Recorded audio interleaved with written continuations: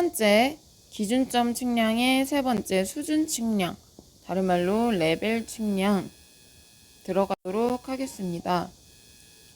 자, 수준 측량은 여러분 교과 시간에도 배웠을 거고 하다 보니까 여러분이 내용이 생소한 거보다는 내가 아직도 수준 측량의 문제를 잘 못 푼다라고 하면은 복습이 덜 되어 있는 거라고 생각합니다. 그래서 크게 여기서는 내용을 복습하고 문제를 푸는 것보다 중요한 것과 그리고 이제 추가적으로 해야 하는 심화 내용만 보도록 할게요. 선생님도 가끔 많이 헷갈리는 것 중에 하나는 수준 측량 용어에 대해서 여러분 잘 정리하고 짚고 넘어가시길 바랍니다.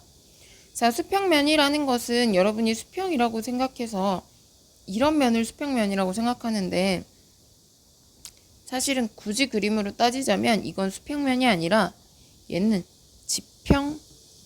지평면에 해당합니다. 왜냐하면 수평면이라는 거는 중력 방향과 직각을 이루고 있는 점들이 만나서 이루는 곡면이에요. 자, 그리고 지오이드와 평행하다고 했죠. 그림을 하나 그려보면은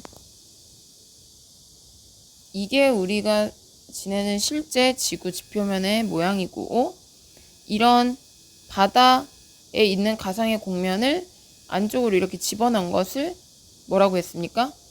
뭐라고 해요? 지오이드라고 하죠. 가상의 곡면이 지오이드가 있습니다.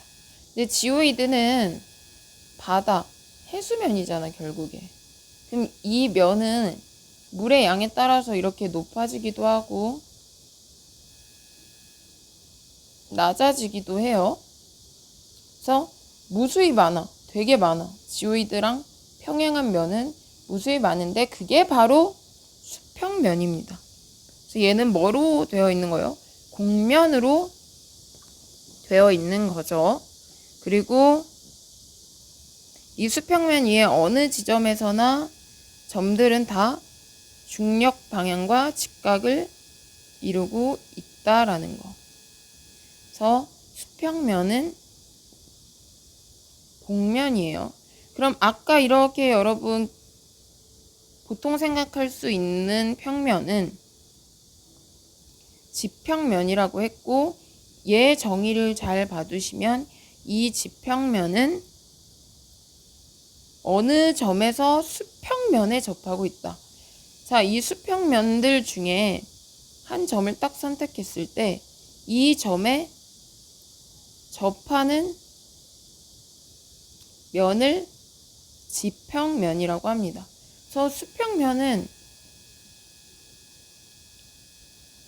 곡면이고 지평면은 곡면이 아니라 평면이죠. 그래서 헷갈리시면 안 돼요. 지평면은 평면. 자, 그럼 이렇게 수많은 수평면들 중에서 우리는 하나, 딱 평균 해수면 하나만 골라서 기준면으로 사용하고 있습니다.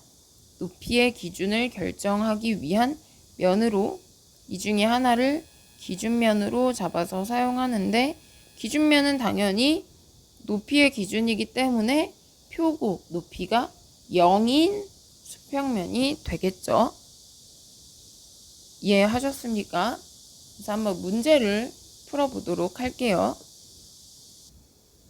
자, 다음은 수준 측량 용어입니다. 옳지 않은 것은 1번 지평면은 지평선의 한 점에서 접한다? 방금 얘기했죠. 이 수평면이 있으면 수평면의 한 점에서 접한다. 그래서 얘는 수평면의 한 점에서 접하는 평면을 지평면이라고 합니다. 그래서 답은 1번이고요. 한번 나머지도 공부하시면서 보시기 바랍니다. 자, 그래서 좀 전에 나온 수평면과 지평면의 관계, 그림, 교과서에도 나와 있으니까 잘 보시고요. 넘어가서 여기에 수준 측량 기계도 나오게 되고요. 이거는 이제는 설명할 필요는 없겠죠. 계산 문제 같이 해가지고. 그리고 직접 수준 측량 야장을 작성하는 방법에는 고차식, 기고식, 승강식이 있는데 가장 간단한 건 고차식, 그리고 중간점이 많은 경우에 기고식을 사용하고, 승강식은 정밀한 측량에서 적당하지만 중간점이 많아지면 그만큼 계산이 복잡해진다라는 특징이 있는 건 승강식이다. 각각의 특징도 한번 알아두시기 바랍니다. 교호 수준 측량도 마찬가지로 여러분 꼭 공부를 해보세요. 자, 이번에는 레벨 측량 우리가 처음 보는 부분으로 129페이지 볼게요. 자, 실습 관련된 부분이에요. 여기서도 문제가 안 나온다라고 얘기할 수는 없어요. 이 부분에 있는 말을 갖다 쓴다 이거보다는 관련된 내용이 나올 수 있다라는 거야. 실습 우리가 여러분 한 번씩은 해봤을 거라고 생각하는데, 먼저 레벨 측량을 하려면 기계를 세워야겠죠. 자, 이렇게 기계를 세울 때 가장 먼저 하는 게 뭐였어요? 정준, 수평을 맞추는 거죠. 그래서 교과서의 그림처럼 정준 나사가 3개가 있어요. 내가 여기 몸뚱아리가 여기 서 있고 기계가 있고 표적이 앞에 있다고 쳤을 때 양손으로 가지고 가로 방향의 정준 나사를 움직이면 양옆으로 움직일 거야, 이 기포가. 그럼 이 기포관을 좌우로 이동해서 최대한 가운데 오게 한 다음에, 이번에는 위쪽에 위치한 한 개의 정준 나사를 이용해서 기포관을 아래로 움직이게 해가지고 딱 가운데 웬만하면 올 수 있도록, 정가운데 기포관이 올 수 있도록 합니다. 이렇게 기포가 조금씩 움직일 때마다 여기 보면 지금 눈금 같은 게 있죠? 얘를 지금 우리가 위에서 봐서 그런데 기포가 가운데 이렇게 있다가 양옆으로 이동하게 될 때가 있어. 그래서 양옆으로 이동할 때 눈금 몇 개 이동했냐, 2개 이동했냐, 1개 이동했냐, 이런 것을 바로 이제 기포가 눈금을 기준으로 1개 이동했냐, 2개 이동했냐, 이런 것을 이제 기포관의 감도라고 합니다. 그래서 이 부분과 관련해서 나올 수 있는 건데, 교과서에는 내용이 자세하게 없다 보니까 한번 필기를 한번 해보도록 할게요. 자, 먼저 그걸 보기 전에 수준 측량할 때 사용하는 레벨 기계에 조정 조건이 있습니다. 자, 망원경이 이렇게 있고요. 사람 눈으로 이렇게 본다 했을 때 표적은 앞에 있고, 그래서 이게 바로 시준축이 되고, 시준축과 연직으로 삼각다리 연직축이 있고, 망원경에 이렇게 기포관이 있겠죠. 2가지 조건이 있습니다. 이 망원경의 기포관 축은 연직축과 지금 수직이어야 하고, 또 기포관 축이 시준축과는 평행해야 합니다. 자, 앞에서도 이거 한 적 있는데 같은 내용이니까 잘 봐두시기 바랄게요. 자, 그럼 이제 기포관으로 내용을 넘어가도록 할게요. 자, 기포관으로 넘어와서, 기포관은 아까 교과서 그림에서도 보였던 것처럼 이 말 그대로 기포가 들어있는 관이에요. 여러분은 이 주변에 기포 주위에 물처럼 생겨있는 게 정말 물이라고 생각했겠지만 물이 아니라 알코올이나 에테르와 같은 성분이고, 이 기포가 잘 움직이려면 이 알코올이 너무 점성이 높아. 만약에 끈적이면 기포가 잘 움직이지 않아요. 그래서 이 알코올과 에테르 액체의 점성은 끈적이지 않도록 점성이 낮아야 한다. 그래서 돌아가서 보면은 기포관의 구조 얘기했습니다. 알코올이나 에테르 같은 액체를 이렇게 넣어서 양쪽을 막고 그 안에 기포를 넣은 거, 기포만 이렇게 남기고 이 주변을 알코올과 에테르로 만든 거죠. 근데 그 액체는 점성이 적어야 한다. 그래서 만약에 물어본다면 이거 물어볼 수 있겠습니다. 이 기포관을 만들 때 조건. 일단 그 안에 들어가는 액체의 점성은 작아야 하고요. 기포의 길이가 최대한 길어야 돼.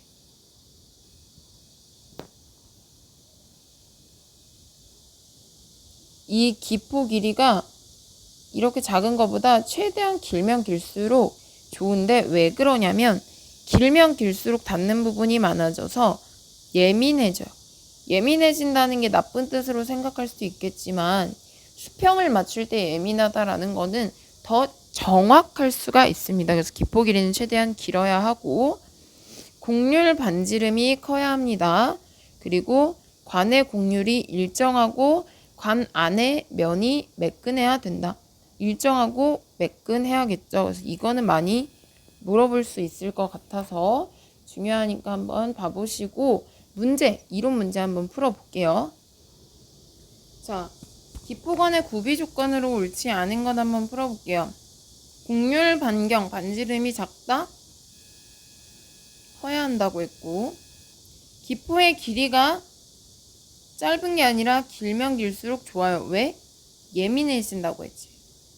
뒤에서 나올 건데 예민하다는 얘기는 감도를 얘기해서 좋아진다. 맞고요.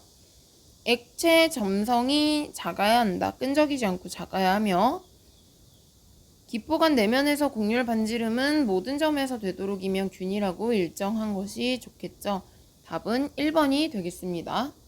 다시 넘어와서 기포관의 구조와 구비 조건까지 봤고 그럼 이제 얼마나 예민한지를 나타내는 감도에 대해서 배워보도록 할게요. 먼저 그림을 하나 이해를 해야 되는데 얘는 되게 확대해서 본 거야. 이렇게 레벨이 있고 여기에 표척이 있을 때 기포관이 이 안에 있을 거 아니야. 기포관을 이렇게 자세히 들여다본다고 했을 때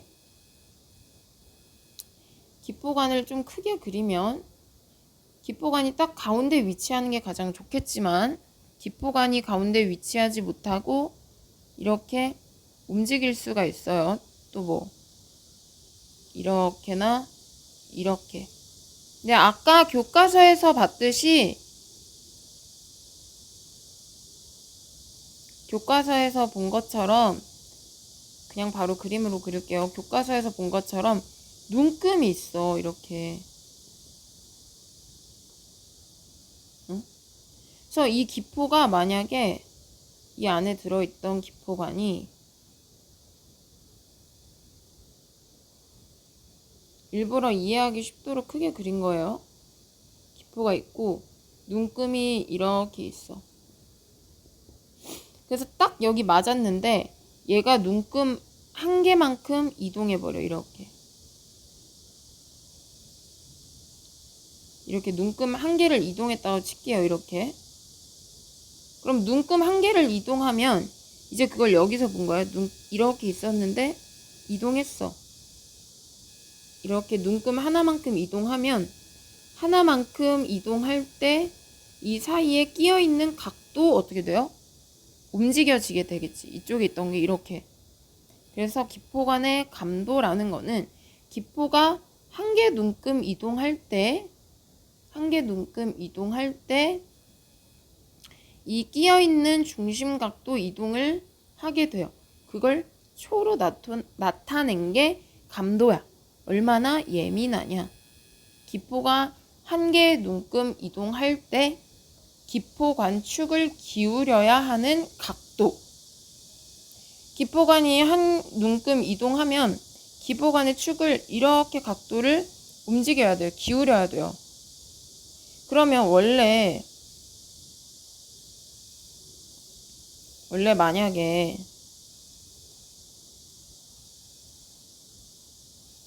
기포가 딱 가운데 있을 때 기울어지지 않았을 때 여기 표척을 세워놓고 이렇게 표척을 읽었어. 표척 이거보다 더 높겠죠. 표척이 이렇게 있는데 여길 읽었어. 뭐 예를 들어서 표적 높이가 1.200m라고 할게요. 근데 기포관이 이번에 눈금이 2개가 이동돼서 이쪽으로 갔어. 하나, 둘 이동하면서 이쪽으로 가면 기울어지다 보니까 표적을 이 부분을 읽었어. 1.500m 읽었어요. 그러면 눈금 이동하고 2개 이동하면서 읽는 표적 값에도 차이가 생기죠. 얼만큼? 0.3m만큼 표적 높이에도 차이가 생기게 되죠. 자, 이 그림을 이해를 하셔야 됩니다. 아시겠어요? 자, 그럼 여기에 표현한 값들을 한번 볼게요. 이게 중심이고 기포간의 곡률 반경, 곡률 반지름 R입니다. 얘가 아까 조건에서 크면 클수록 좋다고 했고, 여기에 레벨을 세운 거고, 지금 이게 여기고 표적이 여기죠. 이 D는 기계와 표적 사이의 거리입니다. 기계와 스타프, 표적 사이 거리.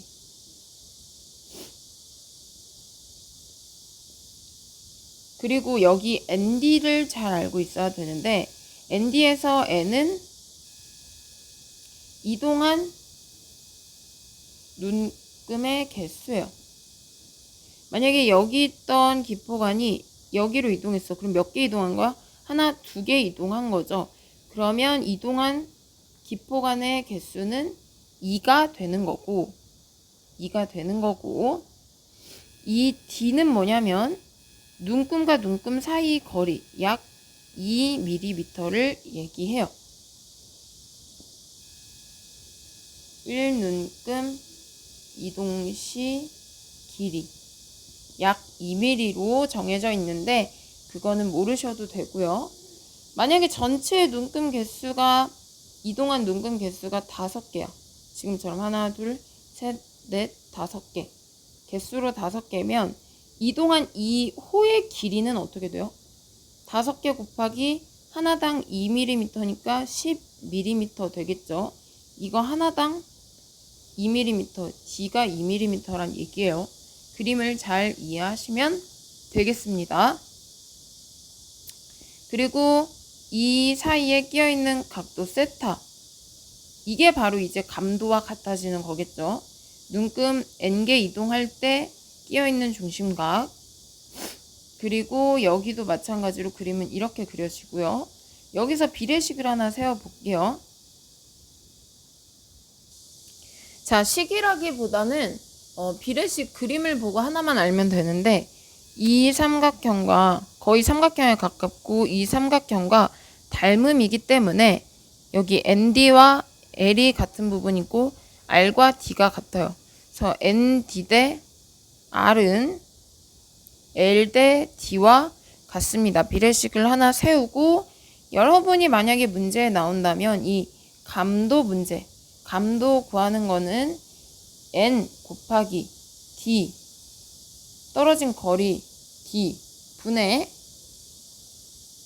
표적 차이 L 곱하기 206265초, 그리고 곡률 반지름 R은 이걸로 구할 수 있어요. 내항 곱하기 외항하면 이렇게 되고, 곡률 반지름 R은 이렇게 되겠죠. 그래서 얘네 2개를 알아두시고요. 식을 외우는 것도 중요하죠. 하지만 이 그림을 이해하고 알고 있는 것이 가장 중요하게 되겠습니다. 문제를 한번 풀어보도록 할게요. 자, 문제를 풀기 전에 하나 더 볼게요. 기포간의 감도 이제 정의를 했어. 1눈금 이동할 때 끼어있는 각도인데, 눈금 1개 이동할 때 이동하는 각도. 근데 기포간의 감도가 좋다. 아까 예민하다라고 했죠. 언제? 이 기포의 길이가 길어지면 예민하다. 감도가 좋아져. 감도가 좋으면 예민하기 때문에 그만큼 정밀도는 높아지게 되겠죠. 하지만 그만큼 단점은 오래 걸린다라는 거. 이것도 알아두시기 바랍니다. 그럼 이어서 바로 문제를 풀어보도록 할게요. 자, 6번 기포간 감도에 대한 설명으로 옳지 않은 거. 감도는 한 개의 눈금이 이동할 때 끼어있는 각도 맞죠? 자, 곡률 중심에 끼어있는 각으로 이 각도가 작을수록 끼어있는 각이 작을수록 감도가 높다. 이거는 무슨 말이냐면, 자, 그림을 한번 보면 이 끼어있는 각이 작아. 즉 예를 들어 5초가 있고 20초가 있어.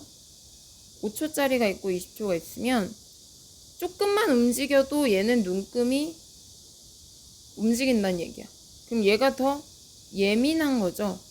그러니까 각도가 적으면 적을수록 조금만 움직여도 눈금이 이동한다라는 거기 때문에 감도가 높다라고 표현을 할 수가 있습니다. 자, 그럼 3번. 기포의 감도가 필요 이상으로 높은 걸 사용할 필요는 없죠. 자, 4번. 관이 굵으면 어떤지는 잘 모르겠지만 기포가 길수록 둔감해진다. 기포는 길수록 예민해져요. 답은 4번이고, 밑에 감도에 대한 설명으로 옳은 거. 감도는 뭐라 했어요? 기포간에 눈금 한 개가 이동할 때 끼어있는 각도. 답은 4번이고, 계산 문제를 한번 풀어보도록 하겠습니다. 자, 우리가 처음 푸는 거라 뭔 소린지 모르겠지만 그림을 한번 꼭 그려서 보라고 했어요. 레벨과 함척, 표척 사이 거리가 50m다. 그리고 중앙에 지금 현재 기포가 있대요.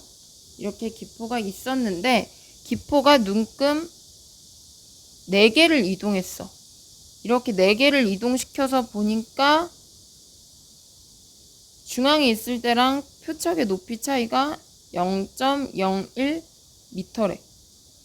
그리고 기포 한 개의 눈금 길이, 아까 이 한 개의 눈금 길이를 D라고 표현을 했죠. 이게 2mm일 때 곡률 반경 R을 구하시오.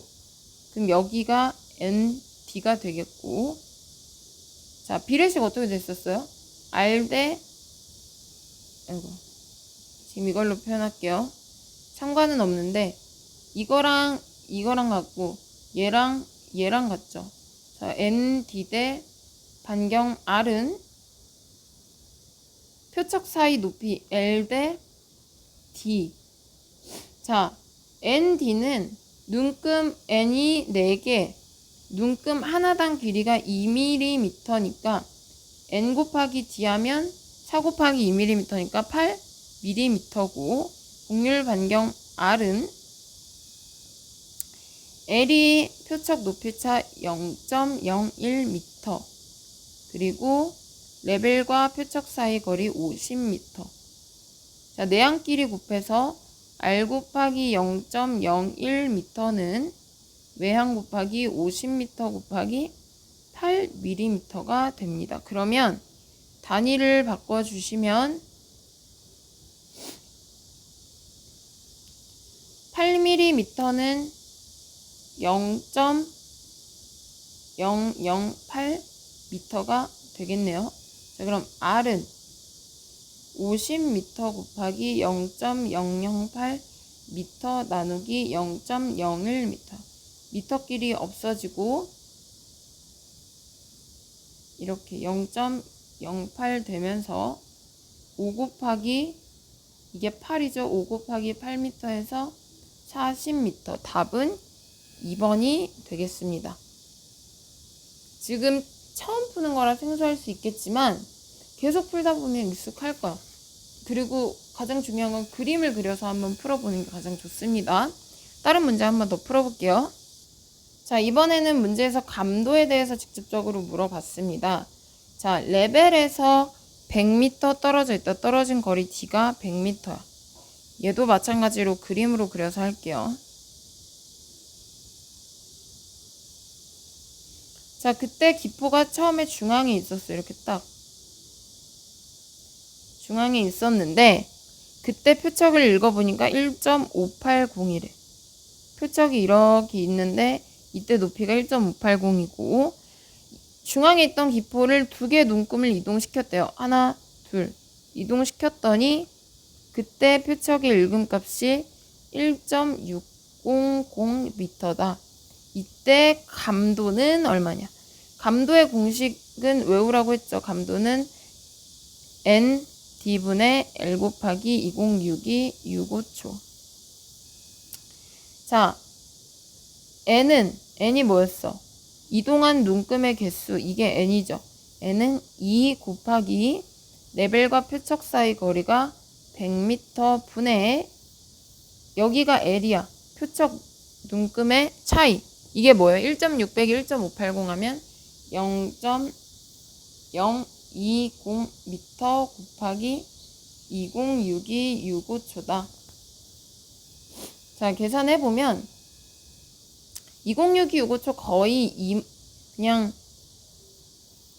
20만 초로 계산해도 무방할 것 같아요. 자, 그럼 공 3개 뒤로 보내면서 0 없어지고 20m 곱하기 200 나누기 200초죠. 2 곱하기 100m 하면은 약 20초가 되겠습니다. 자, 그림을 그려서 꼭 풀어보시기 바랄게요. 오늘은 여기까지, 이번 강의는 여기까지 하도록 하겠습니다.